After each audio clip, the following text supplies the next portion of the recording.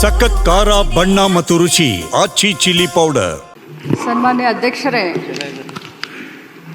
ಮೊನ್ನೆ ಶಾಸಕರಾದಂಥ ಮಹೇಶ್ ತೆಂಗಿನಕಾಯಿ ಅವರು ಗೃಹಲಕ್ಷ್ಮಿಯ ವಿಚಾರವಾಗಿ ಒಂದು ಪ್ರಶ್ನೆಯನ್ನು ಕೇಳಿದರು.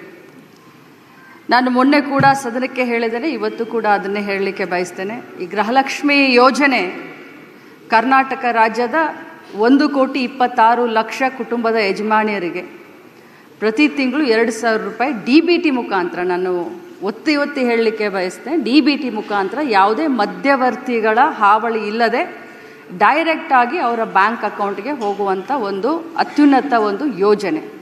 ಈ ಕರ್ನಾಟಕದಲ್ಲಿ ಗೃಹಲಕ್ಷ್ಮಿ ಯೋಜನೆಯನ್ನು ಪ್ರಾರಂಭ ಮಾಡಿದ ಮೇಲೆ ದೇಶದ ಪ್ರತಿಯೊಂದು ರಾಜ್ಯದಲ್ಲಿ ಇದನ್ನು ಒಂದು ಮಾಡೆಲ್ ಆಗಿ ಯೂಸ್ ಮಾಡಿಕೊಂಡು ಇದು ಬಹಳಷ್ಟು ಯಶಸ್ವಿಯಾದಂಥ ಯೋಜನೆ ಅಂತ ನಾನು ಹೇಳಲಿಕ್ಕೆ ಬಯಸ್ತೇನೆ. ನಾನು ಮೊನ್ನೆ ಕೂಡ ಸದನಕ್ಕೆ ಒಂದು ಮಾತನ್ನು ಹೇಳಿದೆ. ಇಲ್ಲಿಯವರೆಗೆ 23 ಕಂತುಗಳನ್ನು ಹಾಕಿದ್ದೇವೆ. 46,000 ರೂಪಾಯಿಗಳು ಒಬ್ಬೊಬ್ಬ ಮನೆಯ ಯಜಮಾನಿಗೆ 1,26,00,000 ಮನೆಯ ಕುಟುಂಬದ ಯಜಮಾನಿಗಳಿಗೆ ಸಿಕ್ಕಿದೆ ಅಂತ ಮೊನ್ನೆ ಕೂಡ ನಾನು ಹೇಳಿದ್ದೀನಿ.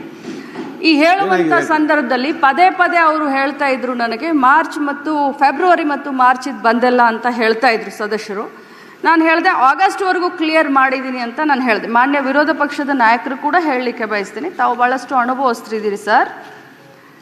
ಇಲ್ಲಿ ಆರೋಪ ಪ್ರತ್ಯಾರೋಪಕ್ಕಿನ್ನ ನಾನು ಮಂತ್ರಿ ಆದಮೇಲೆ ನಾನು ಮೊದಲನೇ ಬಾರಿ ಮಂತ್ರಿ ಆಗಿದ್ದೀನಿ, ಅತ್ಯಂತ ಭಕ್ತಿ ಭಾವನೆಯಿಂದ, ಪೂಜ್ಯ ಭಾವನೆಯಿಂದ, ಯಾಕಂದರೆ ಬಹಳ ದೊಡ್ಡ ಪುಣ್ಯದ ಕೆಲಸ ಮಾಡ್ತಾ ಇದ್ದೀವಿ.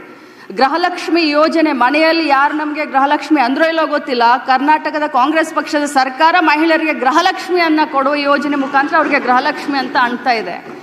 ಅವ್ರಿಗೆ ತಲುಪಿಸುವಂಥ ಕಾರ್ಯವನ್ನು ನಾವು ಮಾಡ್ತಾ ಇದ್ದೀವಿ. ಪದೇ ಫೆಬ್ರವರಿ ಮಾರ್ಚನ್ನು ಕೇಳಿದಾಗ ನನ್ನ ಮಾಹಿತಿ ಪ್ರಕಾರ ಕೊಟ್ಟಿದ್ದೀವಿ ಅನ್ನೋದು ಒಂದಿತ್ತು. ಆದರೆ ಹೋಗಿ ನಾನು ಮತ್ತೆ ವಿಚಾರಣೆ ಮಾಡಿದಾಗ ಫೆಬ್ರವರಿ ಮಾರ್ಚು ಇನ್ನೂ ಹಾಕೆಲ್ಲ ಸ್ವಲ್ಪ ಹೆಚ್ಚು ಕಡಿಮೆ ಆಗಿ ಅನ್ನುವಂಥ ಮಾಹಿತಿ ನನಗೆ ಬಂತು. ಆದರೆ ಇದರ ಅರ್ಥ ಎಲ್ಲರಿಗೂ ಹೇಳಲಿಕ್ಕೆ ಬಯಸ್ತೇನೆ, ಸದನದಲ್ಲಿರುವಂಥ ಎಲ್ಲ ಸನ್ಮಾನ್ಯ ಗೌರವಾನ್ವಿತ ಸದಸ್ಯರಿಗೆ ಹೇಳಲಿಕ್ಕೆ ಬಯಸ್ತೇನೆ, ತಮಗೆಲ್ಲರಿಗೂ ತಪ್ಪು ಮಾಹಿತಿಯನ್ನು ಕೊಡೋದಾಗಲಿ ಅಥವಾ ಸದನನ ಮಿಸ್ಲೀಡ್ ಮಾಡೋದಾಗಲಿ ನನ್ನ ಉದ್ದೇಶವಿಲ್ಲ. ಯಾಕಂತಂದರೆ ಒಬ್ಬ ಜವಾಬ್ದಾರಿಯ ಸ್ಥಾನದಲ್ಲಿ ನಿಂತ್ಕೊಂಡು ಹೇಳಲಿಕ್ಕೆ ಬಯಸ್ತೇನೆ. ನನಗೆಷ್ಟು ಜವಾಬ್ದಾರಿ ಇದೆಯೋ ತಮಗೂ ಅಷ್ಟೇ ಜವಾಬ್ದಾರಿ ಇದೆ. ನಾನು ಖಂಡಿತವಾಗಲೂ ಫೈನಾನ್ಸ್ ಮಿನಿಸ್ಟ್ರು ಸಿದ್ದರಾಮಯ್ಯ ಸಾಹೇಬ್ರಿದ್ದಾರೆ, ಮುಖ್ಯಮಂತ್ರಿಗಳಿದ್ದಾರೆ, ಫೈನಾನ್ಸ್ ಡಿಪಾರ್ಟ್ಮೆಂಟ್ ಹತ್ರ ಮಾತಾಡ್ತೀವಿ. ಯಾಕೆ 2 ತಿಂಗಳದ ವ್ಯತ್ಯಯ ಆಯಿತು, ಆಗಿದ್ರೆ ಅದನ್ನು ಮಾತಾಡಿ ಆದಷ್ಟು ಶೀಘ್ರದಲ್ಲೇ, ಮೊನ್ನೆ ಹೌಸ್ನಲ್ಲಿ ಮುಖ್ಯಮಂತ್ರಿಗಳು ಕೂಡ ಹೇಳಿದ್ದಾರೆ, ಅದನ್ನು ಆಗಲಿಲ್ಲ ಅಂತಂದರೆ ಶೀಘ್ರದಲ್ಲಿ ಮಾಡ್ತೀವಿ. ಬಟ್ ಇದರ ಅರ್ಥ ಆ ದುಡ್ಡನ್ನು ಬೇರೆ ಕಡೆ ಡೈವರ್ಟ್ ಆಯಿತು, ಅದಾಯಿತು ಇದಾಯಿತು ಅಂತಲ್ಲ. ಬಟ್ ಒಂದೇ ಮಾತನ್ನು ಹೇಳ್ತೀನಿ, 2 ತಿಂಗಳದ್ದು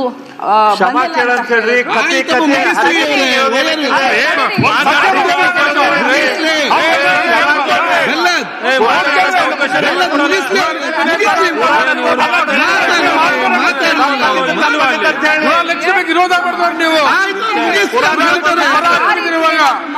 ಅವ್ರು ಹೇಳ್ತಾರಲ್ಲ ಹೇಳ್ತೀರಿ, ಮಾತಾಡ್ತಾರೆ.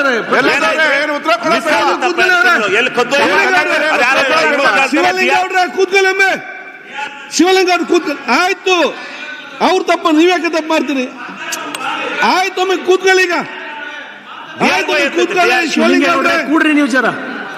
ಆಯ್ತು, ಅವ್ರು ಉತ್ತರ ಕೊಡ್ಲಿಕ್ಕೆ ಕಂಪ್ಲೀಟ್ ಮಾಡ್ಲಿ.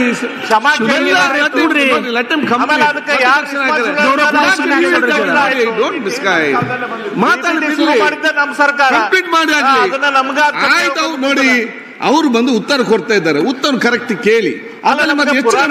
ಮಾತಾಡಿ, ನಿಮ್ಗೆ ಪುರಾಣ ಬೇಡ ಆಗ್ತದ? ಆಯ್ತು, ಈಗ ಒಂದ್ ಸೆಕೆಂಡ್ ಮಾತಾಡ್ಲಿ. ಆಯ್ತು, ಕೂತ್ಕೊಳ್ಳಿ.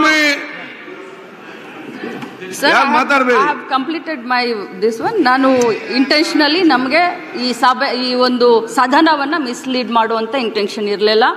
ಆದರೆ ನಾನು ಹೋಗಿ ಚೆಕ್ ಮಾಡಿದಾಗ 2 ತಿಂಗಳದ ಹೆಚ್ಚು ಕಡಿಮೆ ಆಗಿದೆ ಅನ್ನೋದು ಗೊತ್ತಾಯಿತು. ಅದನ್ನು ಮುಂದಿನ ದಿನದಲ್ಲಿ ನಾನು ಸರಿ ಮಾಡ್ತೀನಿ. ನನ್ನ ಮಾತಿನಿಂದ ಯಾರ್ದಾದ್ರೂ ಭಾವನೆಗೆ ಇದಾಗಿದ್ರೆ ನಾನು ವಿಷಾದವನ್ನು ವ್ಯಕ್ತಪಡಿಸ್ತೀನಿ.